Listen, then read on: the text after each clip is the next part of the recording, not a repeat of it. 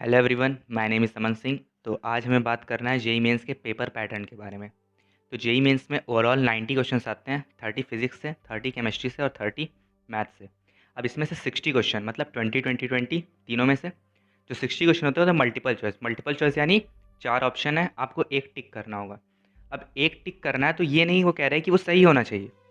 उन्होंने कभी नहीं कहा कि आपको सही ऑप्शन टिक करना है, उन्होंने कहा है कि आपको अप्रोप्रिएट ऑप्शन टिक करना है। मतलब अगर आपको लगता है कि चारों गलत हैं, हो सकता है चारों गलत हो, लेकिन उनमें से जो सबसे ज़्यादा एप्रोप्रिएट है आप उसे टिक करोगे और उस पे +4 आपको मिलना है। और अगर आप गलत करते हो तो -1 मिलना है। उसके बाद आते हैं 10 10 10 सवाल तीनों सब्जेक्ट में न्यूमेरिकल बेस्ड। मतलब या तो उनका आंसर 0 से 9 के बीच में होगा या फिर वो कुछ भी न्यूमेरिकल हो सकता है। जैसा वो आपको पेपर में स्पेसिफाई कर देंगे कि कहाँ से कहाँ तक वैल्यू लाई कर सकती है, तो उसको आपको कीपैड की मदद से टाइप करना होता है पेपर में। और इसमें नेगेटिव मार्किंग नहीं होती। तो आपको इसमें चॉइस मिलती है कि 10 में से आपको 5 फिजिक्स में करने हैं, 10 में से 5 केमिस्ट्री में और 10 में से 5 मैथ्स में।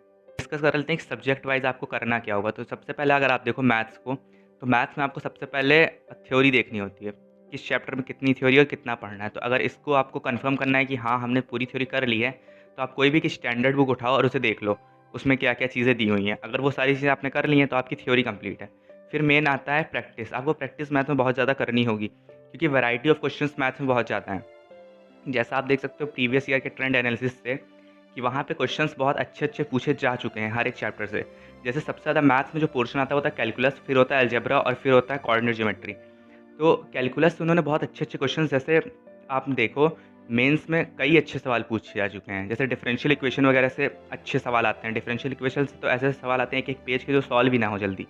तो उसके लिए आपको बहुत ज़्यादा प्रैक्टिस करनी होगी ताकि आप उन सब सवालों को कर सको आराम से। और जैसे अगर आप सोचो कि अलजेब्रा थोड़ा-सा ठीक आता है, बट कभी-कभी सीक्वेंस सीरीज़ वगैरह के सवाल टफ़ आते हैं, जैसे बायनॉमियल के सवाल टफ़ आ जाते हैं।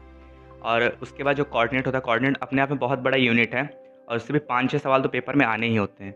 तो वहाँ पे जो कोऑर्डिनेट के सवाल होते हैं वो कभी-कभी ईज़ी आ जाते हैं और कभी-कभी बहुत टफ़ भी आ जाते हैं। जैसे लोकस प्रॉब्लम्स होती हैं, तो लोकस प्रॉब्लम्स को करने में बच्चों को ज़्यादातर मुश्किल आती है और लोकस की एक प्रॉब्लम एग्ज़ाम में आ ही जाती है। तो उसे अच्छे से समझना बहुत इम्पोर्टेंट है मैथ्स के लिए।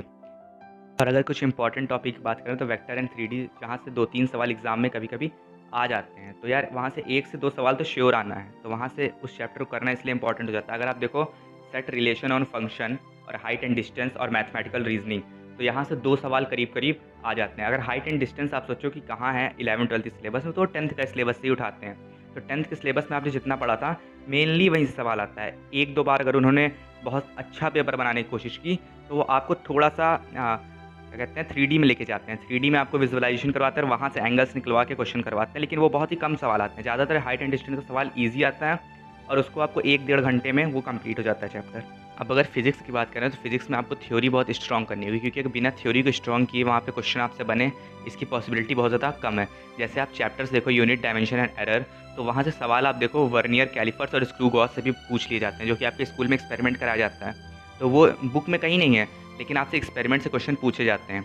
तो आपको एक्सपेरिमेंट भी आना चाहिए। जैसे उन्होंने ज़ीरो एरर वगैरह सब कुछ पूछ रखा है मेंस में ही, तो वहाँ पे आपको वो सारी चीज़ें कर लेनी होगी। जैसे आप एनएलएम वगैरह देखो तो वहाँ से क्वेश्चंस कम आते हैं, बट वहाँ की एप्लीकेशन बहुत ज़्यादा है। जैसे आप आगे जितने भी चैप्टर्स देखोगे सब में एनएलएम की बहुत ज़्यादा एप्लीकेशन है, तो वो वहाँ से क्वेश्चन ना पूछ के एनएलएम की एप्लीकेशन किसी और चैप्टर में पूछते हैं। तो आपको कॉन्सेप्ट लिंक करना मेंस में भी आना चाहिए। अगर आप इंपॉर्टेंट टॉपिक्स की बात करो फिजिक्स में, तो सबसे ज़्यादा जो क्वेश्चंस होते हैं वो इलेक्ट्रोडायनेमिक्स और मैकेनिक्स से आते हैं। उसके बाद अगर आप देखो तो जो बचे हुए क्वेश्चन आते हैं वो थर्मोडायनेमिक्स से ज़्यादा आते हैं, मतलब बाकियों के कंपैरिजन में थर्मोडायनेमिक्स, फिर मॉडर्न फिजिक्स, ऑप्टिक्स और फिर कहीं आता है फ्लूइड्स। तो फ्लूइड से एक सवाल ज़्यादा से ज़्यादा आता है एग्ज़ाम में, कभी-कभी 2 भी आ सकता है, लेकिन ज़्यादातर वो होता है कि एक ही सवाल आएगा। और वेव्स वगैरह से एक सवाल, वेव्स और एसएचएम मिला के एक सवाल आता है। अगर आप बात करें केमिस्ट्री की, तो केमिस्ट्री में सबसे बड़ा पोर्शन आता है फिजिकल केमिस्ट्री का, फिर आता है ऑर्गेनिक केमिस्ट्री, फिर आता है इनऑर्गेनिक केमिस्ट्री। तो फिजिकल आपको बहुत अच्छे से तैयार करना होगा, क्योंकि उसमें कुछ बहुत अच्छे-अच्छे चैप्टर्स हैं। जैसे आप थर्मोडायनामिक्स देख लो, इक्विलिब्रियम देख लो, तो यहाँ से क्वेश्चन आने की प्रोबेबिलिटी बहुत हाई होती है। उसके बाद आता है ऑर्गेनिक, तो ऑर्गेनिक के 2 चैप्टर 11th में है और बाकी एक बुक पूरी 12th की ऑर्गेनिक की है। तो ऑर्गेनिक से भी बहुत अच्छे खासे सवाल एग्जाम में आ जाते हैं। फिर बात करें इनऑर्गेनिक, तो इनऑर्गेनिक में सबसे जो इंपॉर्टेंट चैप्टर है वो periodic properties of element, chemical bonding और पी ब्लॉक। तो पी ब्लॉक यहाँ से बहुत ज़्यादा सवाल आते हैं, ज़्यादातर सवाल यहीं से आ जाते हैं इनऑर्गेनिक के। कभी-कभी सवाल आपसे एस ब्लॉक वगैरह से भी पूछ लिया जाता है, या फिर आपसे बोरेक्स स्पीड टेस्ट वगैरह भी पूछ लिया जाता है। अगर आप बात करें कुछ सिमिलर टॉपिक्स की, तो आप देखो जो एटॉमिक स्ट्रक्चर आप 11th में पढ़ते हो उस तरह सेम टॉपिक आपको मिलता है मॉडर्न फिजिक्स क्लास 12th में। और अगर आप देखो थर्मोडायनेमिक्स, तो थर्मोडायनेमिक्स आपको फिजिक्स में भी मिलेगा, आपको केमिस्ट्री में मिलेगा। अब चेंज क्या है, तो उसमें चेंज बस एक छोटा सा साइन कन्वेंशन का है। मतलब अगर आप फिजिक्स पढ़ के उससे वर्क डन निकालते हो केमिस्ट्री में, तो आपको एक माइनस का साइन एक्स्ट्रा लगाना पड़ता है, क्योंकि वहाँ साइन थोड़ा सा डिफरेंट होता है। बाकी सारी चीज़ सेम होती है, और कुछ टॉपिक्स एक दो आगे पीछे होते हैं दोनों में। तो अगर आप पूरा एक बार देख लेते हो तो आपको सारी चीज़ें आसानी से समझ आ जाएंगी। तो ये सारे चैप्टर करना बहुत इंपॉर्टेंट है। कुछ लोग कहेंगे कि हमें बोर्ड्स भी देना है और जेई भी देना है, तो हम पढ़ें क्या, बोर्ड्स पढ़ें या जेई पढ़ें? तो इसका आंसर ये है कि आपको मेन फोकस तो रखना होगा जेई पे, क्योंकि जेई का सिलेबस बोर्ड से थोड़ा ज़्यादा ही है। तो अगर आप देखो तो आपको जेई पूरे साल पढ़ना है, तो आप फिजिक्स केमिस्ट्री और मैथ्स का सिलेबस तो खत्म कर ही दोगे। तो अगर आपका ये 3 खत्म होगा तो आपके पास सब्जेक्ट बच रहा है इंग्लिश और ऑप्शनल। तो अगर आप साल भर पढ़ रहे हो तो आपको कभी ना कभी ऐसा फ्री टाइम मिलेगा जब आपका मैथ फिजिक्स केमिस्ट्री पढ़ने का मन ना कर रहा हो, तो आप उस समय इंग्लिश पढ़ सकते हो। तो आप इंग्लिश ऐसे एक-एक चैप्टर करके, हफ्ते में 1 चैप्टर या 2 हफ्ते में 1 चैप्टर करके आप इंग्लिश और अपने ऑप्शनल सब्जेक्ट का कोर्स भी बहुत आसानी से ख़त्म कर लोगे। और जब आपके बोर्ड एग्ज़ामिनेशन में 1 मंथ या उससे थोड़ा सा ज़्यादा बचे हों, तो आप फिर ऐसा करोगे कि आपको वहाँ उसके सारे सैंपल पेपर सॉल्व करने होंगे। तो हर सब्जेक्ट के आपको 5 से 6 सैंपल पेपर सॉल्व करने होंगे, उसके बाद आपकी फ्लुएंसी आ जाएगी बोर्ड एग्ज़ाम में लिखने के लिए।